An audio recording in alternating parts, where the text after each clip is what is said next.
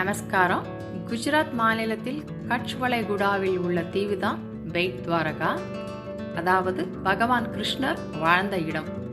இந்த இடத்தோட 6 புராண மற்றும் வரலாற்று முக்கியத்துவங்கள் பத்தி தெரிஞ்சுக்கலாமா? முதலாவது, இந்த தீவுக்கு ஒகாவிலிருந்து 2.3 கிலோமீட்டர் நீளமான கேபிள் ஸ்டேட் பாலமான சுதர்சன் சேது 2024 வருஷம் பிப்ரவரி மாசத்துல திறந்து வைக்கப்பட்டிருக்கு. இது இந்தியாவோட மிக நீளமான கேபிள் ஸ்டேட் பாலம். இதற்கு முன்னால் வரைக்கும் இந்த இடம் போறதுக்கு ஒகாவிலிருந்து போட்ல தான் போகணும்.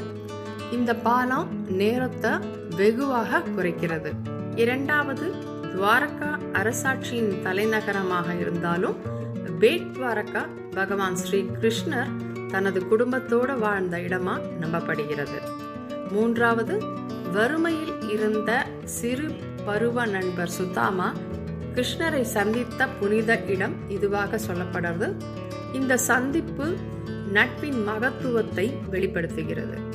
நான்காவது, குரு வல்லபாச்சாரியா அவர்கள் நிறுவிய பேட் துவாரகா கோவில் பஞ்சதுவாரகா யாத்திரையில ஒரு முக்கிய புனித தலம்.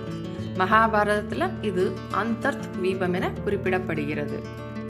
ஐந்தாவது, கடலடி தொல்லியல் ஆய்வுகளில் ஹரப்பா நாகரிகம் மற்றும் மௌரியர் காலத்தைச் சேர்ந்த பானைகள் மற்றும் பழமையான பொருட்கள் கண்டுபிடிக்கப்பட்டுள்ளன.